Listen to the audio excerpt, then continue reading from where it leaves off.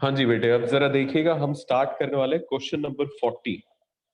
ये क्वेश्चन मैंने आपको वैसे होमवर्क में दिया था, लेकिन क्योंकि कुछ बच्चों का डाउट आया इस पे, तो इसे हम दोबारा से करते हैं।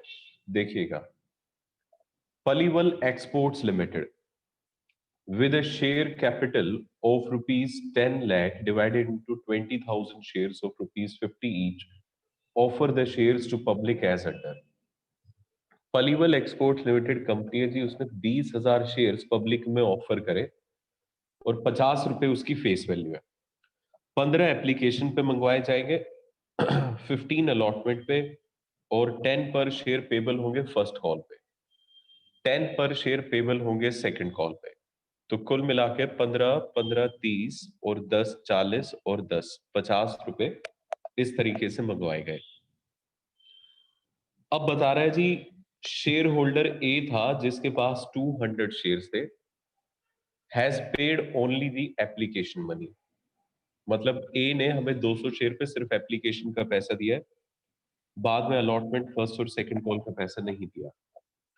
शेयर होल्डर बी है जिसके पास 300 शेयर है और इसने हमें एप्लीकेशन और अलॉटमेंट दोनों का पैसा दिया है। शेयर होल्डर सी है, 400 शेयर है, इसने हमें एप्लीकेशन, अलॉटमेंट और फर्स्ट कॉल का पैसा दिया है। ठीक है जी। यहाँ पे ये बता दिया गया कि इन्होंने हमें कौन कौन सा पैसा दिया है। तो जो पैसा नहीं दिया वो उसी के हिसाब से 4 फीट होंगे। और आगे कह भी यही रहा है कि कंपनी ने 4 फीट कर दिया शेयर्स को of the above share holders who have not paid the arrears. अब जरा यहां ध्यान दीजिएगा, वो कह रहे जी हमने उन सारे शेयर्स को 4 फीट कर दिया जिसपे एरियर था। मतलब जिस पे पैसा नहीं आया वो सारे 4 फीट हुए। इसका मतलब ये सारे के सारे 900 शेयर्स ही 4 फीट हुए। और फिर री इशू हुए सिर्फ 600 एट ए डिस्काउंट ऑफ 20%। 20% का जो डिस्काउंट है it will be calculated on face value. Face value कितनी है? 20 रुपए। इसका अगर मैं 20% करूं तो 10 रुपए का डिस्काउंट है। हमें इस ट्रांजेक्शन को जर्नलाइज करना है। चलिए स्टार्ट करते हैं। सबसे पहले तो एप्लीकेशन का पैसा आएगा, और एप्लीकेशन का पैसा आएगा जी 20,000 शेयर्स का, 15 रुपए के हिसाब से। देखिए जरा, ये है question. Bank account debit to share application account, ये आ गया जी हमारे 20,000 शेयर्स पे 15 रुपए के हिसाब से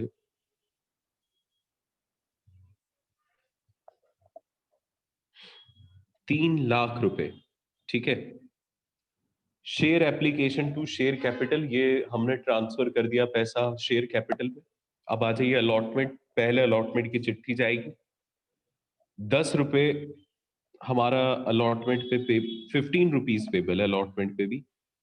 तो 20,000 शेयर्स हैं, इनटू में 15 रुपए, तो 3 लाख रुपए हमने मंगवा लिए। अब 3 लाख में से कुछ पैसा हमें नहीं मिला, और वो किस किस का नहीं मिला जरा देख लेते हैं। शेयर होल्डर ए ने सिर्फ एप्लीकेशन दिया है, इसका मतलब ए ने अलॉटमेंट का पैसा नहीं दिया। बी ने एप्लीकेशन और अलॉटमेंट दिया है, इसका मतलब इसने दे दिया अलॉटमेंट। और सी ने एप्लीकेशन, अलॉटमेंट और फर्स्ट कॉल तीनों दिया है। तो इसका मतलब ए अकेला ऐसा है जिसने अलॉटमेंट का पैसा नहीं दिया। तो 200 शेयर्स पे 15 रुपए के हिसाब से 3,000 रुपए हमें नहीं मिले।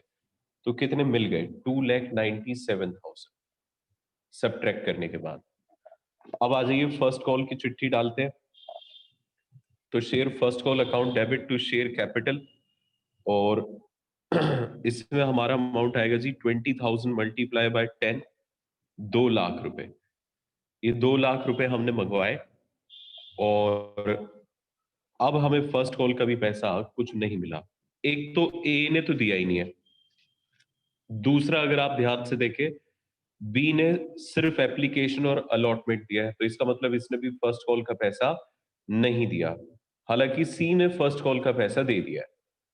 तो इसका मतलब 200 ए के शेयर और 300 बी के शेयर, 500 शेयर्स पे फर्स्ट कॉल के 10 रुपए नहीं मिले। इसका मतलब कितने रुपए नहीं मिले? 500 इंटू में अगर हम 10 कर दें तो ये कितना हो जाता है जी? 5,000, 5,000 रुपए हमें नहीं मिले, तो 2 लाख में से 5,000 आप हटा दीजिए, तो हमें कितने रुपए मिले?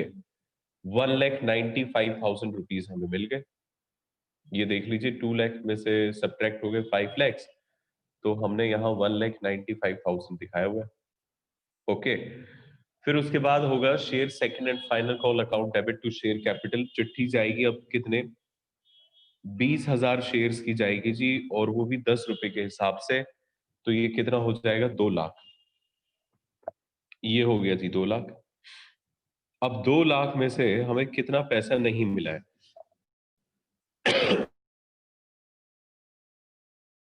2 लाख में से हमें सेकंड एंड फाइनल कॉल का किसी भी शेयर होल्डर ने पैसा नहीं दिया, ना ए ने, ना बी ने, ना सी ने।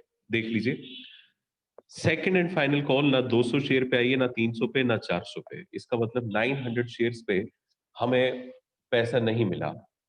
तो 900 शेयर्स पे 10 रुपए नहीं मिले, तो 9,000 रुपए नहीं मिले। 2 लाख में से 9,000 हटा दीजिए, तो bank to share second and final call पे हमें मिले कितने? 1,91,000। ओके, अब आ जाइए, फोर फीचर करना है इन शेयर्स का। सारे शेयर्स को एक साथ फोर फीट करेंगे, अलग अलग एंट्रीज नहीं करेंगे। बस जब हम एक साथ दो तीन लोगों के शेयर्स को फोर फीट करते हैं, तो फोर फीचर का अमाउंट जो होता है वो हमें अलग अलग निकाल के ऐड करना होता है। इतनी बात ध्यान रखनी है।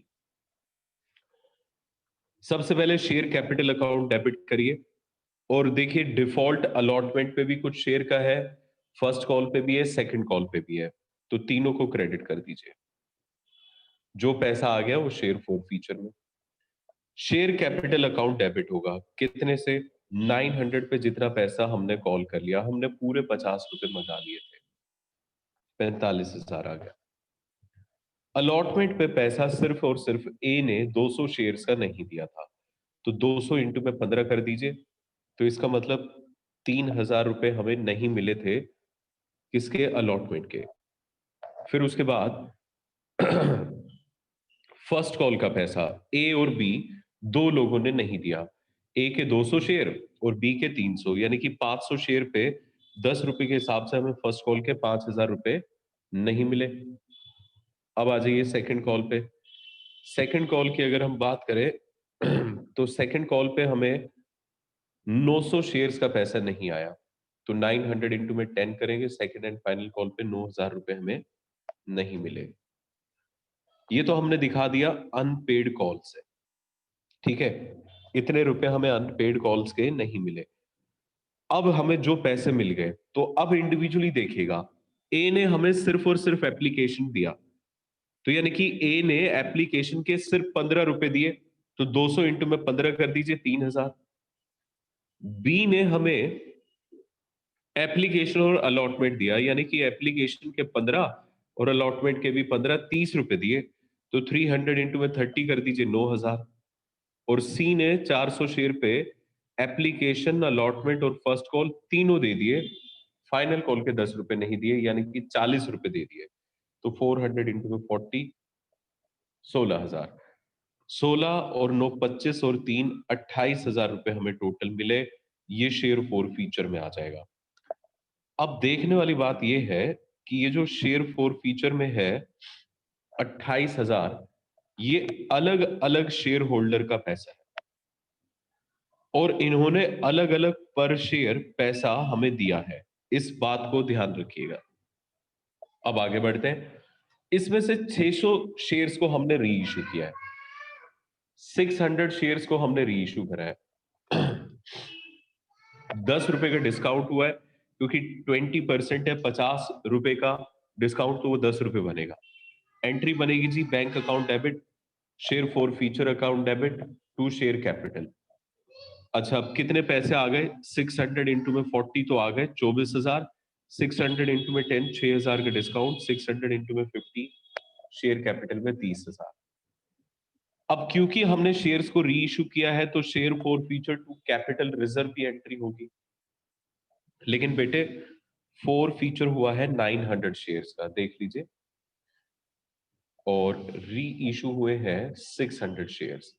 इसका मतलब हमें पर शेयर में कैलकुलेशन करनी पड़ेगी। है ना। अगर हमें पर शेयर में कैलकुलेशन करनी है तो हम क्या करें? ये 28,000 का प्रॉफिट है, ये 900 शेयर्स का था, तो क्या मैं इसे 900 से डिवाइड कर दूं? अगर आप ऐसा करके पर शेयर निकाल रहे हैं तो ये गलत होगा, क्योंकि वो तो 900 पे एवरेज आ जाएगा, एग्जैक्ट नहीं आएगा। एग्जैक्ट तो इन सब का पर शेयर देखिए अलग अलग है। 15 इसका है, 30 इसका है, 40 इसका है, तीनों के अलग अलग है जी। देख रहे हैं आप? अगर इन तीनों ने हमें अलग अलग पर शेयर पैसा दिया है तो you can not make average of that. यहां कोई हम स्टेटिस्टिक्स नहीं कर रहे हैं, account has to be very exact. तो आप ये 900 से डिवाइड करके कर नहीं सकते।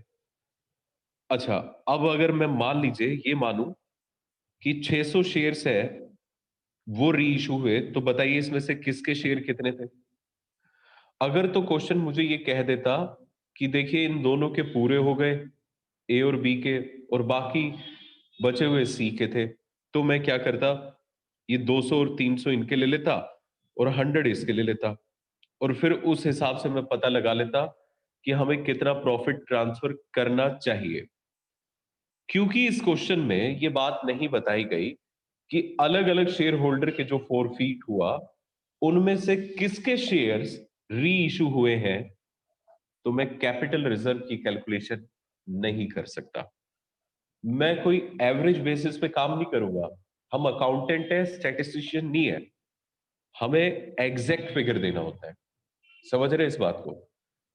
तो क्योंकि इस क्वेश्चन में जर्नल एंट्री कैपिटल रिजर्व की पॉसिबल नहीं है, तो हमने की नहीं है।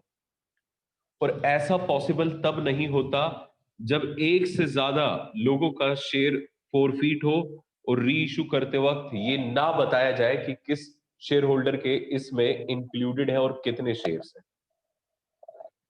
यही चीज मैंने आपको यहां नोट में लिखवाई है।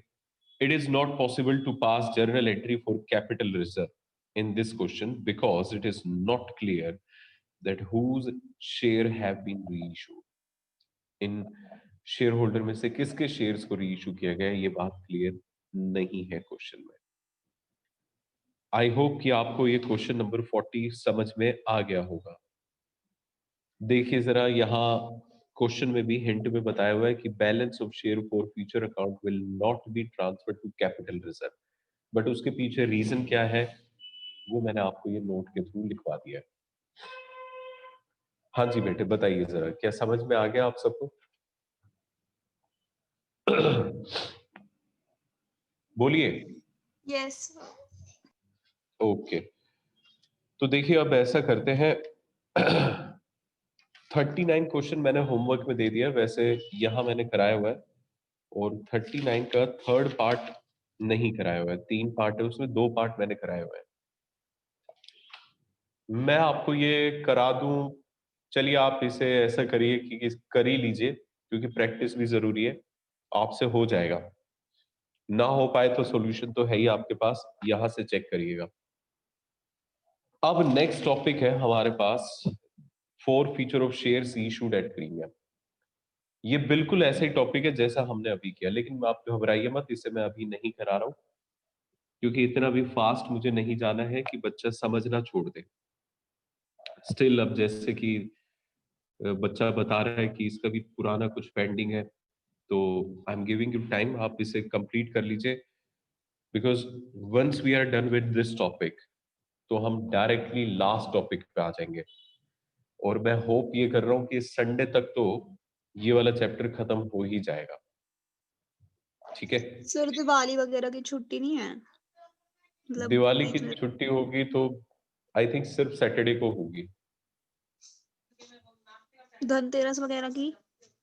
नहीं होगी। तो धन भाई दूज इतने सारे बोलते हैं। कोई बात नहीं, भाई दूज वगैरह पे भी मैं तो अपनी क्लास रखूंगा, या फिर आप वीडियो से कर लीजिएगा। मतलब सर वैसे आपकी तो होंगी, लाइक वैसे तो छुट्टी होगी ना शायद स्कूल की। हाँ, वो तो होगी। ठीक है। यस। और किसी को डाउट हो? सिद्धांत और तनिष बताइए। सर थोड़ा काम पेंडिंग में चल रहा है, अभी डाउट नहीं है। चलिए ठीक है, तो आप लोग अपना काम खत्म कर लीजिए, मैं इसके आगे नहीं करा रहा हूँ। मैं स्कूल